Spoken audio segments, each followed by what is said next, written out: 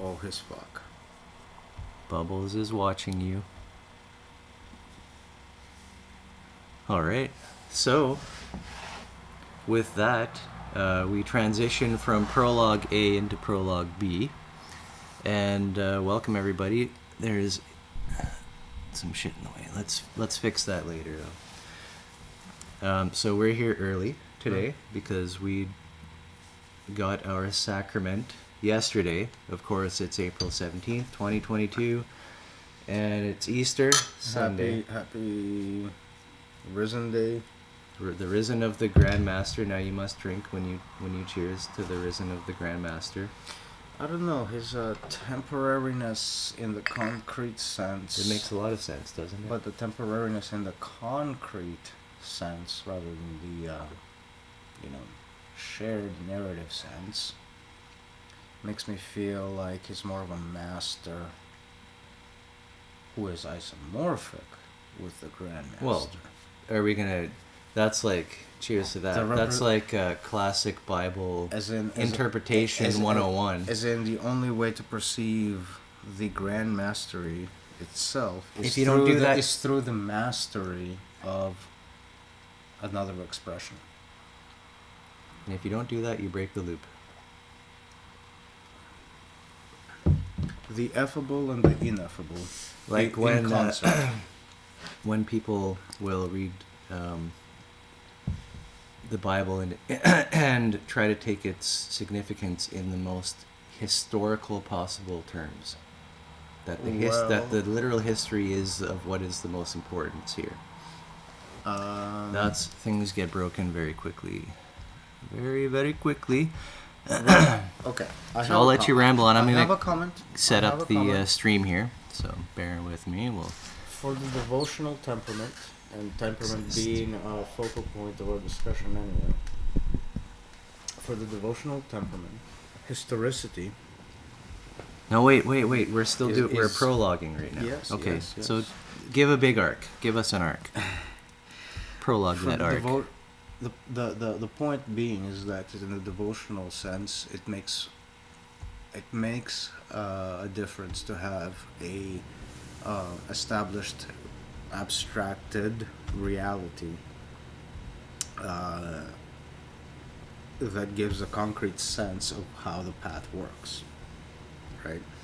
So, from that perspective... By the path, are you talking about the journey of increasing coherence? The quest for coherence, if you will. Yeah. Okay. So because the undertaking is basically you're at point A, you need to get to point B, but what motivates you? And the reality of the path being asserted for you as an actual narrative is the archetypical starting point, right? It's like where you need to start. That's why the narrative is in the archetype right, slot. your myth. Like to hear the story about Portal Mountain and a journey that you're climbing it. And likewise with the resurrection. The virgin birth, the resurrection, all of these elements contribute to if the story is a concrete story, it's allowing you to say, okay, I'm doing this for a real reason, not an arbitrary story. Right. And this is the argument often made by, if we don't believe it, it's a Paul quote, but like, if we were not to believe in these things, then what is our faith worth, kind of deal. This is a problem of a misunderstanding of hyperstition and reification, right? It's a problem of approach. Yeah. Yes. Approach is what I would say. A literalistic approach, in like 100% realistic approach, runs the problem of running up against archaeology, running up against actual research outside the field of theology. And at that point, the reality of the story starts to break down. So the point is not to hold the reality of the story for its historical value, right? in the scientific sense, but it's a classic mistake. The classic mistake of history, but of the all whole history. but the whole real is in this is a reality that actually happens to experientially. That's the gist of the problem, as I see it anyway. As I muse on it. So, for example, for us, the idea that Portal Mountain is a real mountain that one takes a journey through, not a metaphorical mountain, Mm-hmm. that there is a grand master to reach and be in the presence of, so to speak, is in the same boat, right? Like, Mm-hmm. from the devotional temperament, what the ask would be, Right, the inner chamber, if you will. yeah, what the ask would be is that the record of commitment reflect that reality. So, if and it kind of fits together with, like, do you really believe question type of stuff. Yes, I believe. But the record of the record of commitment is actually the telltale sign of Right. The devotion to the Mhm. narrative. Yeah.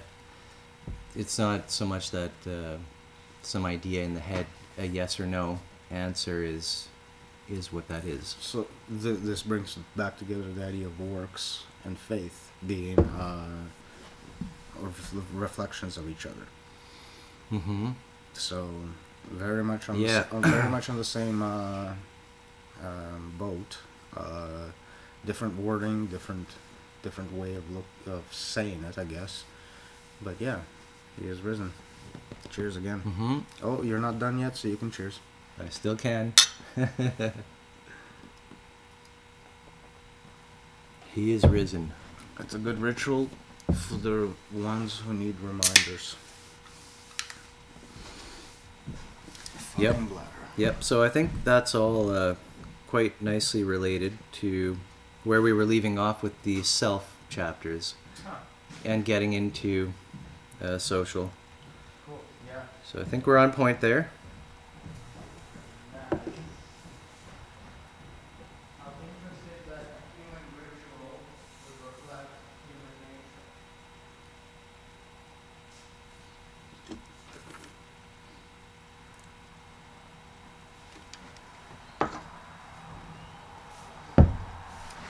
And with that, we are going to hit a quick break.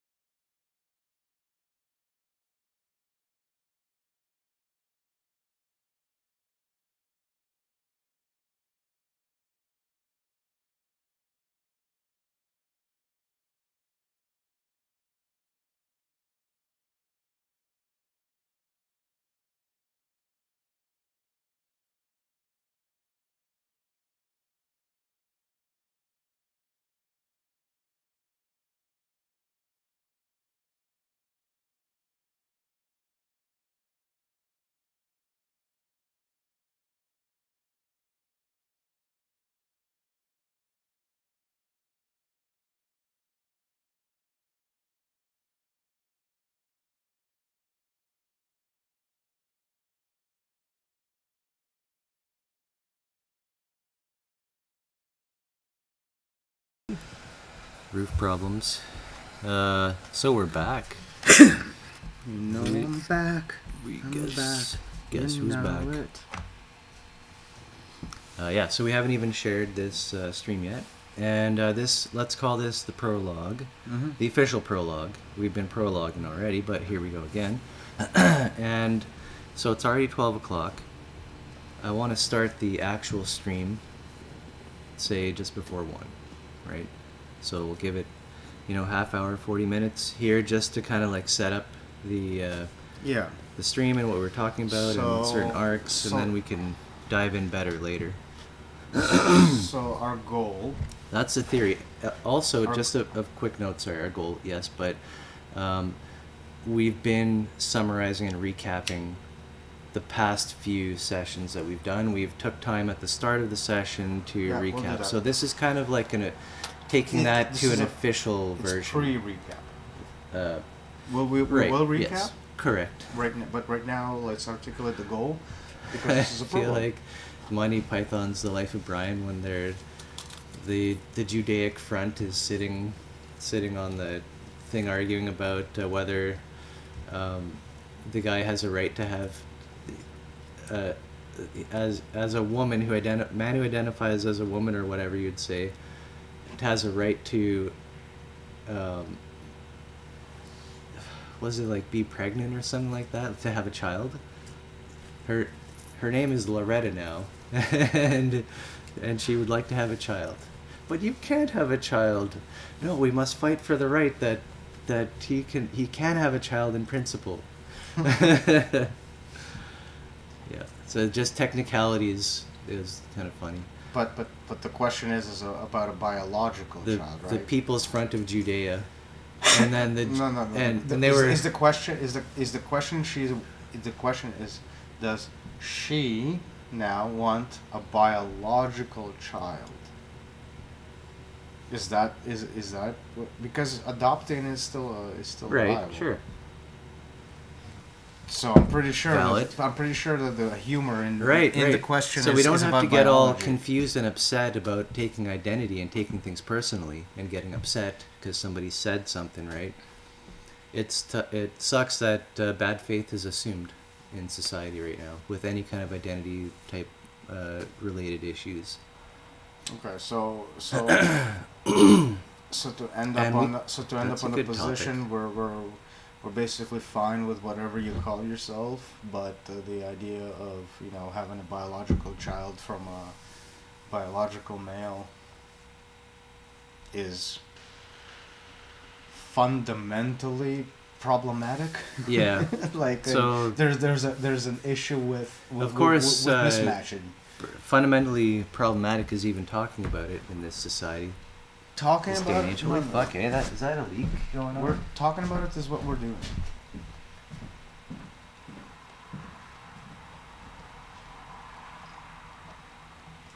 Yeah, it's into the bucket.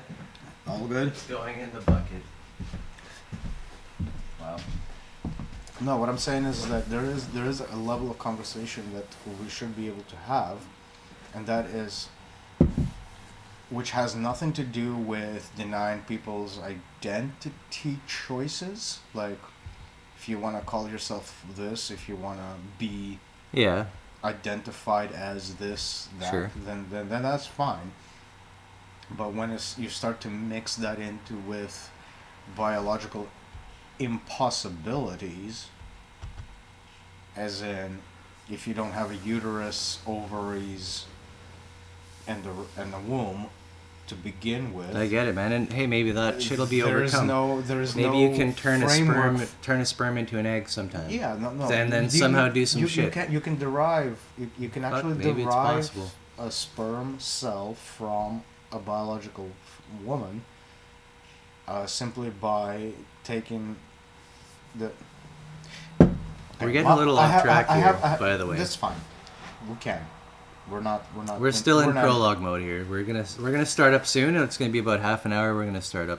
Look, I haven't even shared the link. I could be wrong on the process, but I believe it has to do with taking stem cells, ensuring that they progress through a specific transition. Stem cells, yeah.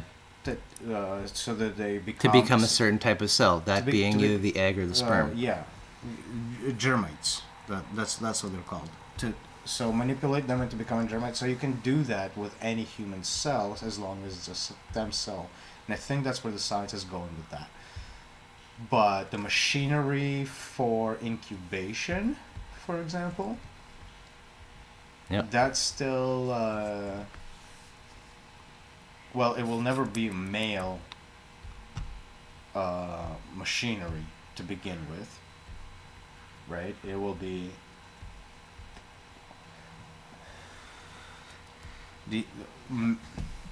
if you start to like offloading procreation into technology, the thing that you'll get back out of that technology is normalization.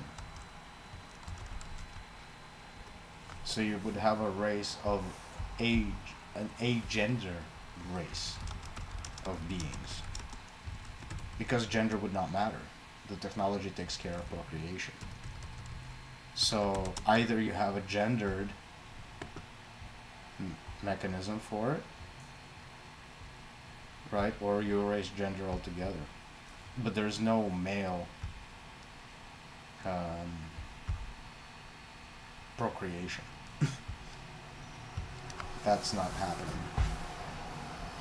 Like that goal of like either men or women can do This it. makes me think about the proper alignment of yin and yang, and Mhm. understanding chaos order and all that kind of stuff, and Yeah, the earth and the heavens, I'm and saying- then aligning that to that model to your vision or whatever you want to talk about. I'm saying that if you erase the line even a little bit, you erase the line entirely. Like you don't have a wee bit. It's a catalyst, right? And I think this is what, if you humor me for a second, the resistance to the quote unquote left, the whole idea of liberal agenda, right, stems from if you take a little bit out, the whole thing collapses, and then an established societal norm by which everybody had already signed, to which everybody's already quote unquote signed up for, is demolished. Are you And talking then- about like then you have- the need for censorship? No. Why not? Because Because censorship allows that one single vision to be interrupted, or not to be interrupted. Censorship, conscience, and all of these little tidbits are actually commodifications. They're ways to line up with an extrinsic narrative. Conscience is given to you extrinsically. It's not an internal it's not an internal qualia, if you will, of wrong and right. It's a wrong and right prescribed by algorithm. Right, yeah, I get that. We are yeah. in this society, therefore this is wrong. This is a like ego mechanism. And sure, even if the reasons make fundamental sense, they've been uprooted. Even if they happen to be isomorphic. Yeah. The question The is not, the next reasoning may not be. the question is not whether or not you have internalized nature's expression of saying why it's wrong, where this dysmorphism lies, but rather whether you are conformant to the narrative ongoing. Right? So the fact that, for example, you've made a mistake can haunt you for the rest of your life. Yeah. It's not like you were this person at that point. You've made the mistake. Mistake made you become a different person. Right, people change. Exactly. That doesn't happen in this accounting system.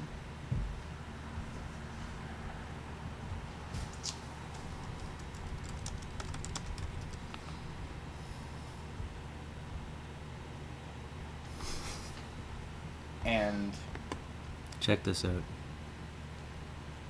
to make it a bit more morbid, because because your past does not leave you out of the accounting system, extra taxes are tagged on. Right. Oftentimes in the state, you can never be forgiven for certain things, never forgotten. Things can haunt you from your past forever. Right? Even though people can change, and this is the problem of justice. If justice is a mechanical calculation, If like if memory is then you've written, got some problems. If memory is written out, if memory is externalized, and is the only if memory is the only then when you reference it back, target of justice, then when you reference it back, no matter what shifts happen in biology, right? It's that memory, that external memory, that is going to reflect back onto proceedings, onto next action, onto the next thing. Right. So you are such and such, That's therefore you're guilty of such and such. That's how the machine therefore. works. That's how breakaway civilization works. That's how breakaway organization works. And if you want me to point back to the problem of counting and why that is a problem of counting, it's because... Are you going to look at the meme yet? Sorry, I didn't realize you were doing that. The problem of counting is basically this. People are slotted into a list. Yeah. And right. once Accounting. the list is made, the list is being used and this is the as same a real object. This is the foundation of institutional racism, as it's called. Yeah. To my point earlier as to why there's the discrepancy between where the culture comes from isn't even important. The list of racism that we have now, that we are going through, is actually fairly modern. As in, that is not a list we went by during slavery. Oh man, because during slavery, our racism pre-prologue, was we talked about this a lot too. During slavery, it wasn't racism that was prevalent. It was class, for sure, and definitely was reflected by race, circumstantially. So, like, we can dedicate, like, an hour, almost, to this topic, if we want to. It's fucking brutal. I'm going to start a new sheet here.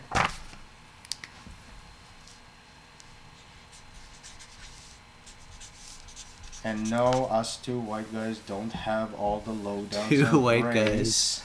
What we're talking about is a matter of complexity that defies current understanding of the modern narrative about race.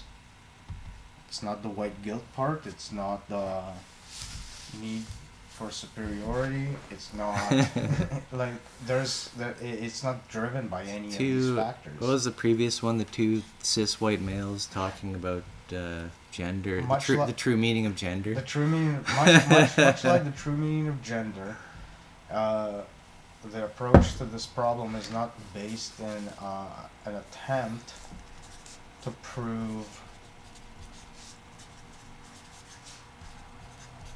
a certain outcome. Sorry, no, it's not an attempt to prove that race is the fundamental driver for the discussion of race as it appears in our media. It wasn't race itself that out of which the race discussion emerged, which makes sense from the perspective, if you just step back a little bit. Emergence in and of itself, the layers below do not contain the things of the layer above. The layers above only appear in the layer below as patterns of the layer below. Right. It doesn't have that ability to rise into knowledge, if you will. the rising ability is the emergence itself and something completely in a different context. Exactly. So the race problem, and this is me just shooting the shit at this point. The race problem is essentially new. So we have about 20 minutes, just saying, to kind of line up our, like usually what we usually do this, kind of talk about, discuss what we're gonna do. So I want to do, I'll say goal like is temperament. To get to temperament articulation. I'm just gonna put here. I don't know if temperament. But I don't know if we're gonna get into race. No. But we could. We could, but we don't need to. It's not relevant to our meeting. No. And I'm actually going. But I'd love to have that discussion. How is it find it relevant? I just watched a YouTube video. Now, I need to clarify this. I do not wholeheartedly agree with the person. Okay. He just gave some credence in the sense that he was black. Let's just put it out of the way. Thomas Sowell or yes.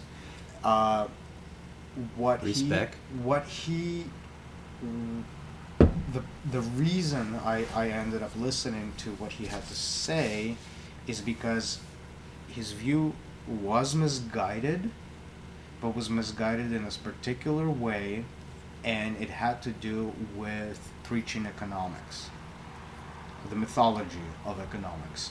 And from that perspective of that mythology, right, it was very interesting to see how the pieces fit together. Because that mythology runs rampant in a capitalist setting. Economic mythology. I don't know what you're trying to, like, is he trying to set up a system of how people should behave socioeconomically? So part of economics, part of the economic mythology is that there is basically a single commodity and a single agency, of which everything is a mirror. That's great. That's great schism. It's a reductive. You could use that. So it's the whole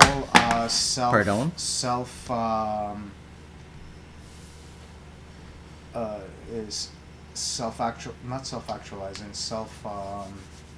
well, it abstracts everything away into a category, and then you can think about it simpler. Exactly. As its starting point, where it all started from. So Yes. from that point, you don't take it literally, but you then expand it out to everything. Use it as a model. So here we can see why I would disagree with his fundamental premises, if you will, but he points to a story, a narrative arc, that should economy be taken as seriously as it is, these are the outcomes, right? Like, and he articulated the outcomes, and they do fit historical record. And the historical record basically is saying that the culture adopted from England, transferred on to slavery, the impoverished people held on to it for as long as they did. A great migration in the beginning of the 20th century or earlier, I'm not entirely sure, forced a kind of like a backwards culture primarily composed of blacks into the north, which saw a resistance, an increase in segregation because of that resistance, because the cultures did not fit together very well, and the birth of modern racism in a systemic format emerged from there. So there is systemic racism, absolutely. See how hard it is to be a white guy, Zhenya? When I write down the topic here, two white guys tell black history, I naturally lowercase the white and uppercase the black. Wow. Right? Because one is more formalized and important and grand. Yes. This is the what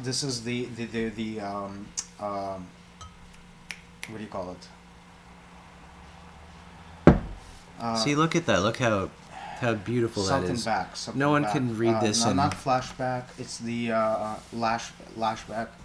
Backlash. Backlash. Wow. Beer and immigration. That's the Right. issue right there. So the backlash is immediate because historicity gives us a systemic problem. The system articulates the problem and solidifies it, and now categories are made. And because of the categories, individuality goes out the fucking window. Mm-hmm. And so now you have systemic racism due to cultural dynamics. Man, again, I think we can spend a whole hour on this And today. there is a and cultural even we dynamic. might. We just might. And that Because I'm sure cultural this can this relates into how you interpret the world around you as categorical, Sure. or do you? And you, here's when you can get really, really like racist right wing, is to start talking about these percentages, right? Like black on black FBI crime stats. is more prevalent. Statistics, right? Black As on if black crime that's- is more yeah. prevalent. But Yeah, it right. has nothing to do with being black. Right. Nothing. It's historicity forcing itself Mhm. into And we were talking a about context. like the kind of machismo culture and this kind of shit like rejecting school. Right, Legitimate or not, like stems from England, I'll of all fully places. acknowledge that school. Fuck that. How it's set up right now. No, The, you the didn't. Prussian This school, isn't. This, Prussian style school. This is the attitude Um, and culture are two different but things. when you The culture with regards to school and culture, in this case, being well educated was seen as negative by the culture. Being able all right, to so stand your ground. how do you deal with that? being able to Doesn't that stand cause your gr- effects that are beyond skin color? It's simply if the culture It you were mean- born it means into rationality, shuns education. Rationality is not your number one priority. Honor, So you're pointing towards cultural. very much so, but with a caveat. This is not a culture that is black in nature. This is where you need to be very careful to Right. not to become that right wing fucking idiot. Picked up from English It is tradition. picked up from the Badlands UK, in Wales. English, in English Isles, in particular, and the evidence for that is linguistic, and majority of it is linguistic. Right. But historically wise, if you look at the immigration records, you will see that the South was populated by those people at one point, created a bubble, and then the North was populated at a different point by a very different society from the same place. The society in the original place evolved, and now Mhm. Northern Americas are occupied by people with sensibilities. Yeah, right. Mm-hmm. So it's a really interesting question, and yeah, we could potentially. Yeah, I'm glad. tackle it I'm some glad at point. least we kind of just overlaid, kind of like threw some context in there. But American history is actually it is really interesting in that it's a microcosm, in the sense that it's an accelerated version of world history that precedes it. So if you were to look at it as like a exponential curve, Mm-hmm. right? You can take a look at the world history as the build-up point, and American is like the offshoot. But if you zoom in on American culture, it's exactly the same repeated pattern, going faster and faster. Of course. Europe didn't suffer this because it was already entrenched in its own legalisms. And with that, we will pause for a break. Twice.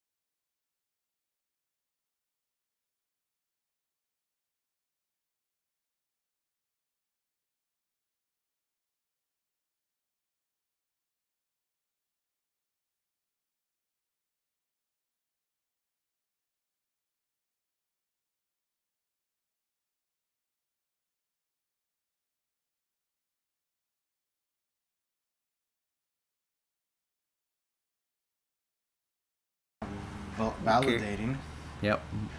the victim complex of the cis white male.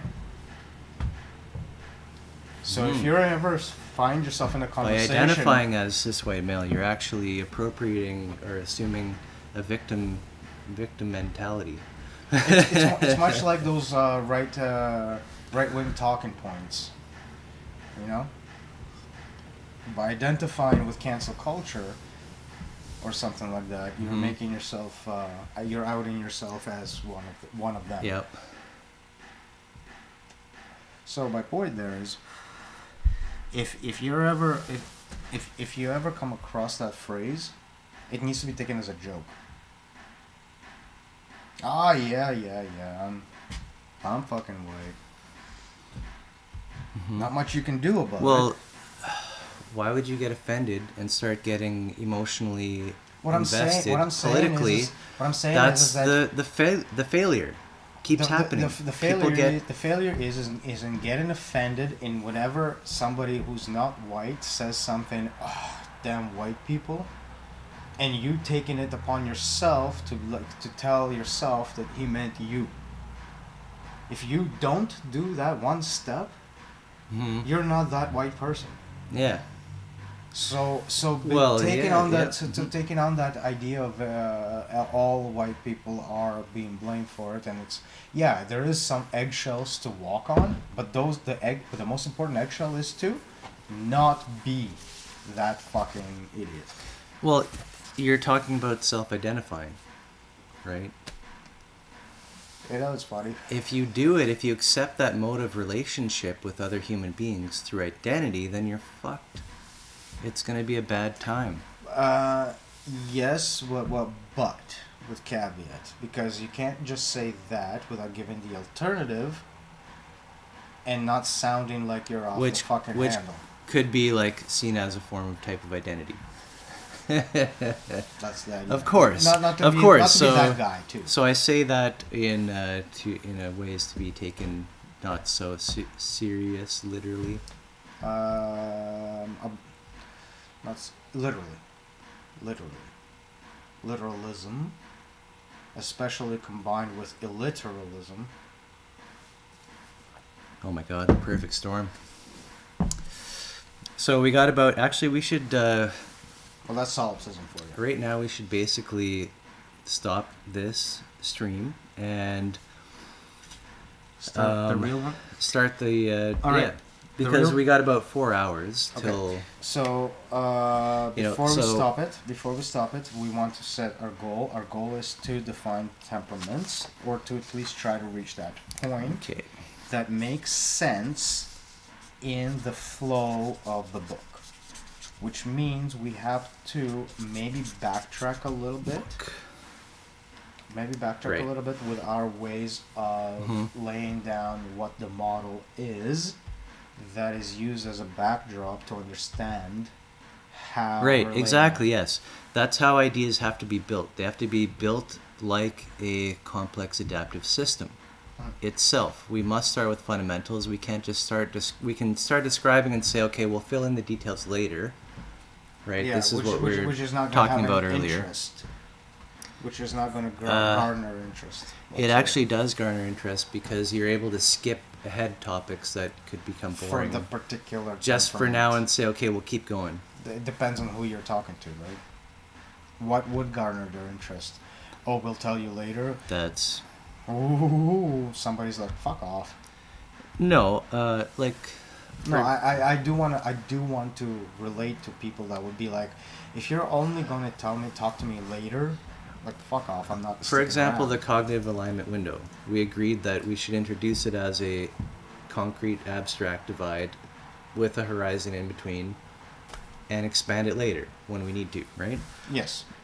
And that's perfect. When we're saying that after articulating the basics of the complex adaptive systems to begin with? Right before that. Yeah, like within dream and moment. Switching, right? It's got to come up at that point.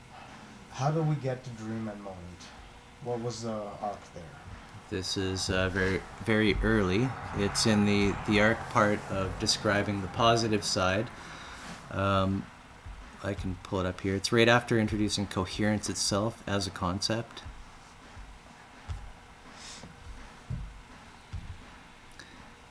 So we go coherence, then the dream, then the moment. This is polymorphic machine, is what we're describing. And when we describe the polymorphic machine, what did we describe? The dream, the moment. Coherence, the dream, the moment. And then we get onto ontological matrix. There's chronology in there somewhere. I'm not seeing it. It's Hold not on, totally hold on. nailed down. Hold on. There's disconnect. Missing. Yeah, because we need Now, we need something that makes sense to articulate dream and moment. What's the platform to articulate Now, dream and moment? the other thing is, this table of contents, it isn't necessarily the best that we or I could do. And I haven't gone over a lot of things. So for now, I don't think we're going to come back and review this right now. But to talk about the fact that we have this concrete and abstract divide with a dotted line horizon, that's all that we have of this, the neural operating system layers, which we need to introduce later on as the full stack of 4. We need to, because now we're getting into temperaments. Now we're getting into there's 4 of everything. Why the fuck is there 4 of everything? I'm trying to Right? piece it together in such a way that allows us to talk about complex adaptive systems in multiple spots Yep. in varying degrees of Complexity. to pin up the things we're talking about. So Agreed. we're starting off There's with an academic arc. so we're starting off with the zeitgeist. The zeitgeist is a very experiential Mm-hmm. right Do you want to just start the next stream right in the now? kisser kind of a thing. No. Okay. All right, carry Right on. in We'll the kisser kind of a thing. we'll do an arc here, and Zeitgeist. Charlatan. we have all the time in the world. Just let Zeitgeist, charlatan, how to start it off. The problem that you feel needs. You have needs because shit's fucked up. Shit's fucked up because of... Charlatans are people who will try to fulfill needs through commodification, Right. aka exhibiting not a prolonging,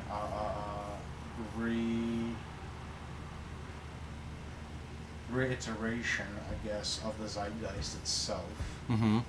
And the Do you hate reason- the problem? And the reason they do that is because they don't take into account the output that feeds back into sustaining the overarching problem that causes the thing in the first Mhm. place. Right. So from that we need to get to dream and moment. Right. And the difference being And is the that inner workings of the mental. so being hijacked by the dream makes you perpetuate the dream. Mm-hmm. Landing in the moment undermines That process. the needs of the dream. The ability of the dream to be fundamentally disconnected from the loop. So if the dream is about An the ungrounded moment- virtual simulation. Yeah, so if the dream is turned to be on the moment, if the dream is about Right. the moment, Correct. then Yeah. every time the moment formulates another aspect of the dream, it's going to take into account the fact that it's doing it. Yep.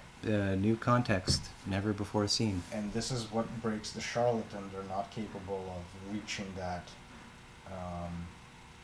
Mm-hmm. shortcut. Short Right. circuit. Correct. And they're not often willing. Not interested in it. Not interested. Not continually coming back to that. In fact, avert to it and callous to it, and all of the degrees of hostility Right. that are associated with that. Right, and this is why a member can distinguish member.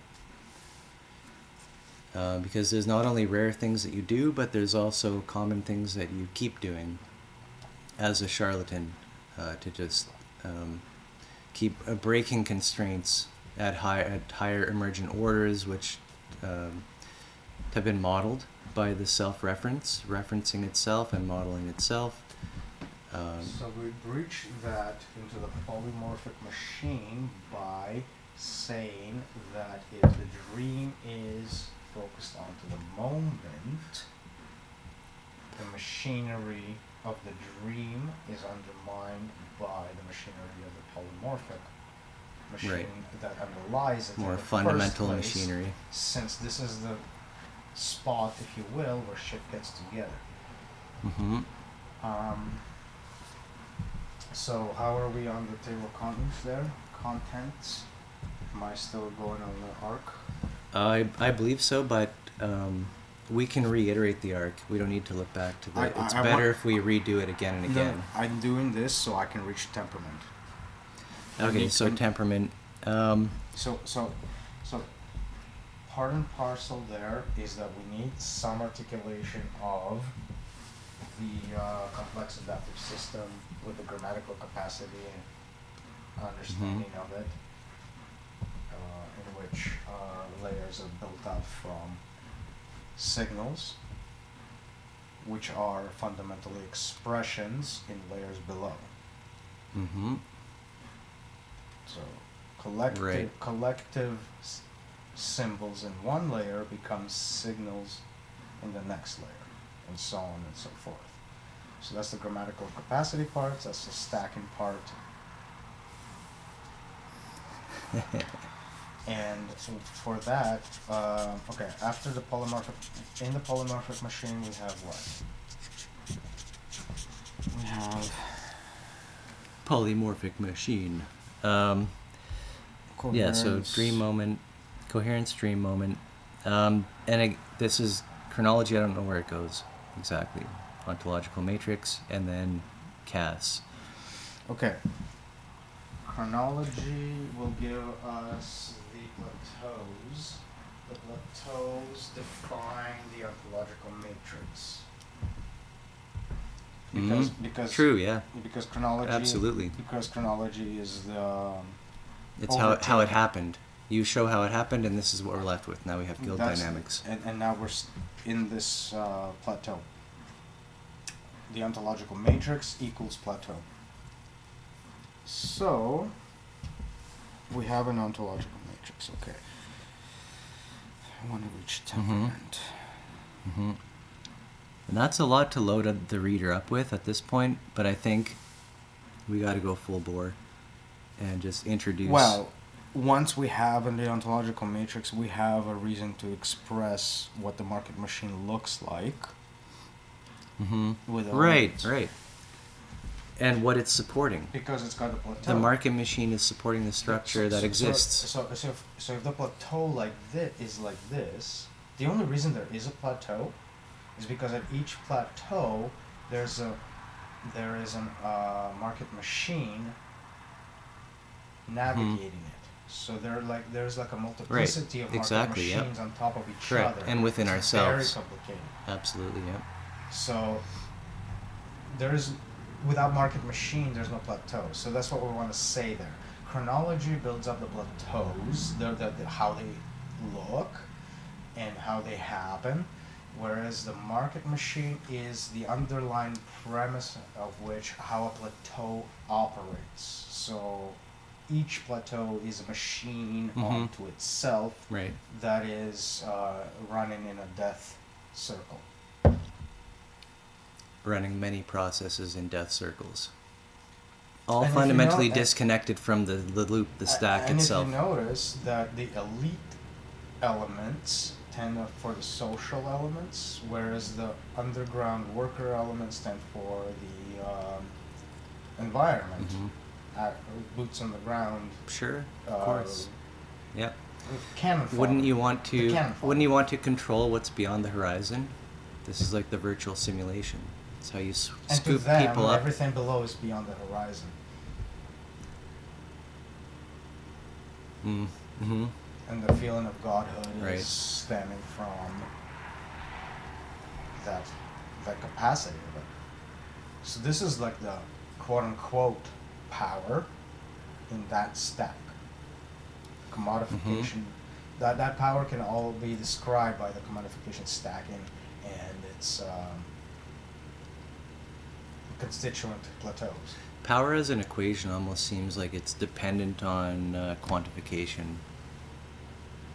It is. In this case, the problem is that the word, right? The word does not resemble anything on its own layer. It's all reifications of things in a layer below itself that have nothing to do with anything. And the reason I'm saying that is because if you notice, this is another thought I had, and I need to kind of back up a little bit Yeah. for you Okay. specifically.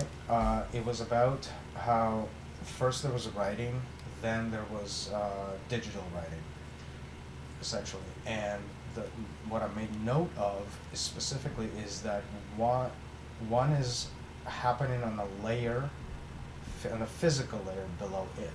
So the physical layer, right, is held by electrons as, Yeah. as tangible objects.